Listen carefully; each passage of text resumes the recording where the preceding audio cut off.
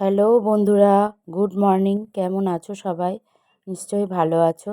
আজকের আরও একটি ব্লগে তোমাদেরকে স্বাগত জানিয়ে আজকের একটা নতুন দিন শুরু করছি। তা আজ হলো বুধবার, দাদার ডিউটি আছে, তার জন্য সকাল সকাল ঘুম থেকে উঠে নাইটিটা ছেড়ে ঘরটা ঝাঁট দিয়েই চলে এসেছি রান্নাঘরে। আজকে দাদাকে রান্না করে দেবো পটল পোস্ত আর আলু পটল দিয়ে বাটা মাছের ঝোল। আর জন্মাষ্টমীর যে ভোগ রান্না করেছিলাম তাতে একটু পায়েস বেঁচে গেছিলো, সেই পায়েসটা ফ্রিজে আছে, ওটাই ভাবছি যে টিফিনে দিয়ে দেবো, এই চিন্তা করছি আর রান্না করছি। তো গতকালকে ভিডিও করতে পারিনি, কারণ জন্মাষ্টমীর দিন প্রচণ্ড খাটাখাটনি হয়েছে বলেই শরীরটা খুব উইক লাগছে। আর আজকে আবার ভোর 4টে থেকে পেটটা কামড়াচ্ছে, 3-4বার পটিও হয়ে গেছে। মানে মনে হচ্ছে কি শরীরটা খুব দুর্বল লাগছে, একটু ঘুমোতে পারলে ভালো হতো, কিন্তু ঘুমোলে তো চলবে না। একার পেট হলেও কোনো সমস্যা ছিল না, মুড়ি যাই হোক একটু ডালিয়া মালিয়া খেয়ে শুয়ে থাকতাম, কিন্তু সেটা তো হবার নয়। মেয়ের স্কুল আছে, ছোটো মেয়ের, তার পড়া আছে, আমাদের দাদার অফিস আছে, সারাদিনের নামে বেরোই, তো ওই চিন্তা করে উঠে পড়লাম। যাই হোক, তোমাদের সাথে গল্প করতে করতে ভাতটাও নেমে গেল আর পটল পোস্তটাও হয়ে গেছে। আর ওদিকে জন্মাষ্টমীতে যারা যারা এসেছিলো সবাই চলে গেছে, শুধু আমার শাশুড়ি মা রয়ে গেছে। এখন ঘড়িতে বাজছে 6টা 40 মতন। তো দাদা জুনকে নিয়ে গেল ওকে ব্যাচে ছাড়তে আর কি। তো ওরও 7টা থেকে পড়া, আর তোমাদের দাদাও 7টায় বেরোবে। তার জন্য আমি এখন ঝটপট করে এই মাছের ঝোলটা রান্না করে নিই। 15 মিনিট মতন টাইম লাগবে। তার জন্য কুকারে, দেখতেই পেলে কুকারে আলু আর পটলটা একটা সিটি দিয়ে নিচ্ছি, তাহলে ওটা হাফ সেদ্ধ হয়ে থাকলো, আর আমিও এদিকে মাছটা একটু ছাড়িয়ে নিচ্ছি, তাহলে কি তাড়াতাড়ি রান্নাটা হয়ে যাবে। আর আমার যেহেতু পেটটা খারাপ হয়েছে, একদম পাতলা করে মাছের ঝোলটা রান্না করব, যাতে মানে আমার খেতে ভাল লাগে, বুঝতে পেরেছো? 2 দিন ধরে একদম নিরামিষ খাচ্ছি, ভালোও লাগছে না। কারণ গতকালকে তো রান্না সেমন করিনি, কারণ ফ্রিজে অনেক কিছু ছিল, তো সেগুলোই গরম করে করে খেয়েছি, তাতেই মনে হয় পেটটা গরম হয়ে গেছে, বুঝতে পেরেছো? তার জন্য আজকে চিন্তা করলাম এরকমভাবে ঝোলটা করলে ভালো লাগবে। তো সাথে যদি একটু গন্ধরাজ লেবু হয়, যদিও বা ঘরে গন্ধরাজ লেবুটা নেই, পাতিলেবু আছে, তাতেই চলবে। তো ওই দিয়ে একটু ভাত খাবো দুপুরবেলা, সেই জন্য এরকম ঝোল রান্না করব চিন্তা করেছি। তো চলো ঝটপট করে রান্নাটা করে নিই। এদিকে চাও বসিয়ে দিয়েছি, দাদা তো অফিসে চা নিয়ে যায় জানোই, তো তার জন্য চাটা বসিয়ে দিয়েছি। দেখো আমার ঝোলটা রান্না কমপ্লিট হয়ে গেছে। ওদিকে মা যখন ঘুমাচ্ছে ঘুমাক, আমি সেই সুযোগে এখন বাইরে খুব সুন্দর রোদ্দুর উঠেছে, তার জন্য কিছু ভেজা জামা কাপড় আছে, সেগুলো এখন মেলে দেব, নিজে ফ্রেশ হব, হয়ে একদম জুনকে আনতে চলে যাব। জুনের আবার 9:30টায় ছুটি। আজকে আবার শুনছি নাকি বাংলা বন্ধ, জানি না কতটা ঠিক ভুল। এখন জুন যদি বলে স্কুল যাব না তো যাবে না, আর যদি যায় তাহলে ওকে নিয়ে আবার স্কুলে বেরোতে হবে। ও তার জন্য এখন ঝটপট করে কাজগুলো সারি। চলো, দাদাও রওনা হয়ে গেল, জুনও বেরিয়ে গেছে, এখন আমার কাজগুলো আমি সেরে নিই। চলো। তো দেখো আজকের ওয়েদারটা কি সুন্দর, একদম সুন্দর রোদ উঠেছে। তো আমার অনেক ভেজা জামা কাপড়গুলো আছে, সেগুলো এখন মেলে দেব। আর ঠাকুরঘরটা তোমাদের দেখাচ্ছি এই কারণেই যে যেহেতু জন্মাষ্টমীটা সোমবারের দিন লেগেছিল, তো কালকে সন্ধ্যে 6টা কত মিনিটে বোধহয় ছেড়েছে, তাই জন্য আর আমি ঠাকুরের মালা টালা কিছু খুলিনি। তো আজকে যখন পুজো দেব সেগুলো সব খুলে টুলে দেবো, কারণ এত সুন্দর মালা টালাগুলো পরিয়ে লাগছিল না ঠাকুরঘরটা দেখতে, তাই জন্য কালকে যেহেতু তিথিটা ছিলই, এই জন্য আর কিছু ঠাকুরের গলা থেকে মালা টালাগুলো সরায়নি। আজকে সব সরিয়ে পরিষ্কার করে যেরকম নিত্য পুজো করি সেরকমভাবেই করে নেব। তো আমি এখন রেডি হয়ে নিচ্ছি, বেরোবো জুনকে আনতে। আর মাকেও বললাম তুমি মুখ টুক ধুয়ে ফ্রেশ হও, তোমাকে চাটা দিয়ে একবারে বেরোবো। তার জন্য মাও এখন মুখ টুক ধুয়ে নিচ্ছে। আর আমি এখন রান্নাঘরে চাটা বসিয়ে এসে রেডি হয়েছিলাম, তো চাটা এতক্ষণে রেডি। তো এখন চা খাবো আমি আর মা দুজনা মিলে। খেয়ে আমি বেরোবো, আর মা কী করে দেখি। মাকে বলে যাব অবশ্য যে স্নান টান করে জপান্নি করে রেডি থাকো, এসে খেতে দেবো।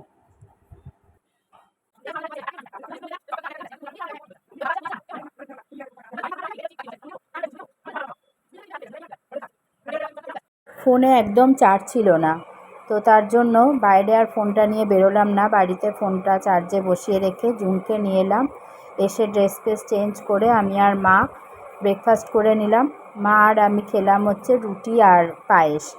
কারণ রুটিটা করলাম এই কারণেই যে পায়েস দিয়ে মা আবার একটু রুটি খেতে ভালোবাসে, তার জন্য একদম 3টে রুটি করার মতো অল্প একটু আটা মেখে রুটি করেছিলাম।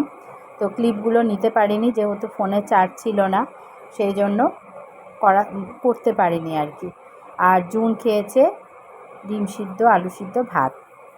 তো যাই হোক, খাওয়া দাওয়ার পর্ব তো মিটলো, এখন আর বসে থাকলে হবে না। মার সাথে বেশ খানিকটা গল্পও করলাম।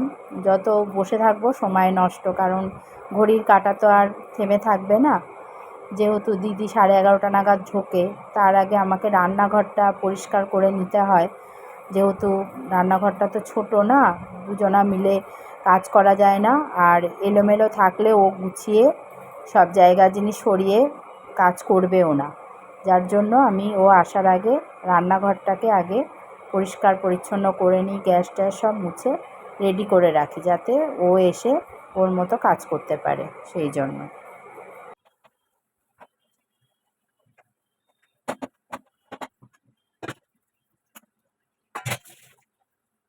রান্নাঘরের কাজ তো শেষ করে এলাম, এসে চলে এলাম ওয়াশিং মেশিনটা চালাতে, কারণ কালকের জামাকাপড়গুলো রোদে মেলে দিয়েছিলাম সকাল সকাল, সেগুলো শুকিয়ে গেছে। এখন আজকেরগুলো কিছুটা কেচে দিই, জলটা ঝরে গেলেই হবে।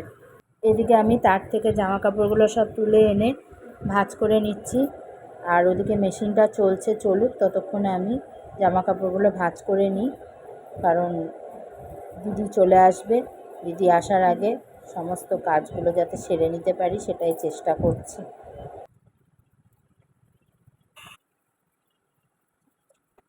জামাকাপড় ভাঁজ করা কমপ্লিট, এদিকে কাচাও কমপ্লিট।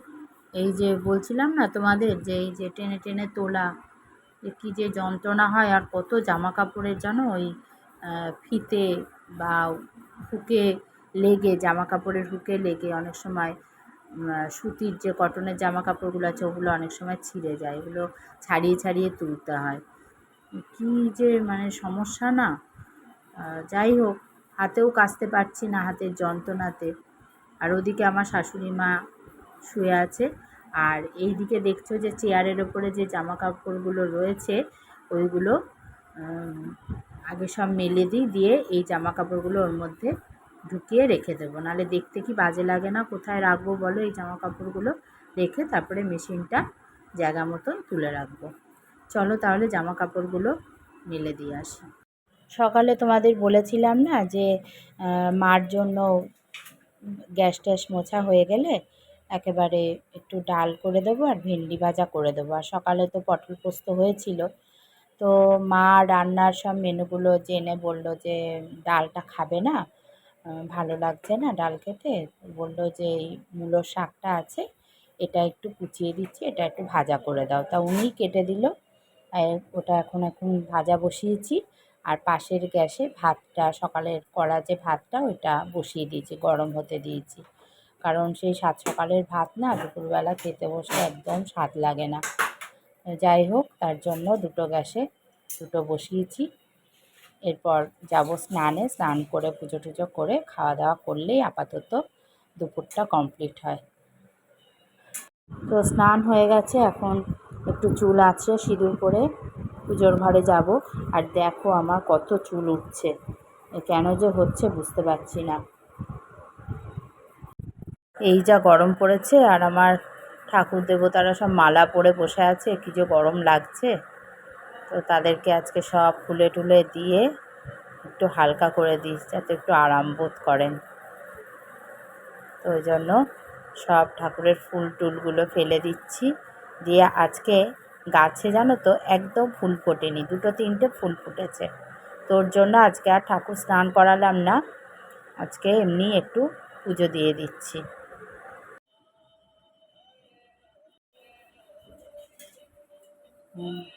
কেশবায় নমো, মাধবায় নমো, নারায়ণী নমো, গোবিন্দায় নমো, নমো ভগবতে বাসুদেবায় নমো।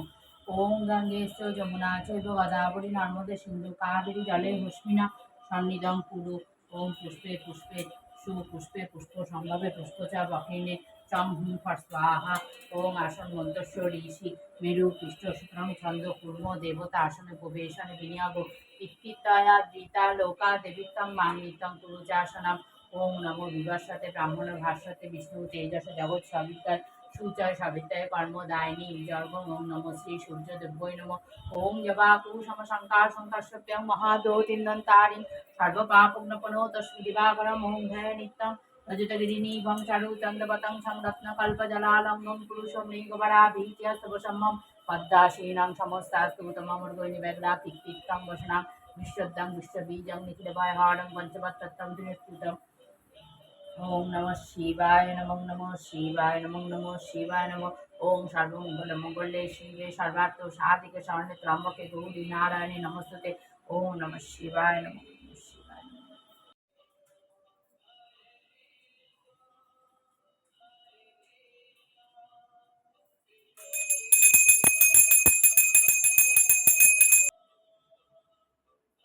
চলে আসো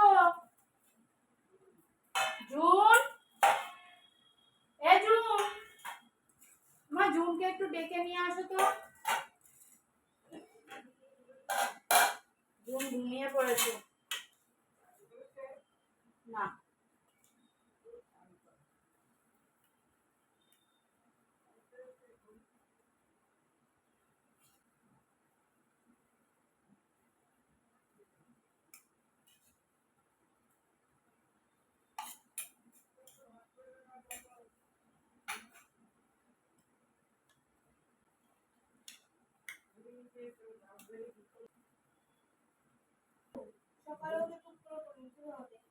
তো তুই ঘরে থাকলে তোকে দেখাতে হবে, তোর বাইরে থাকতে হবে।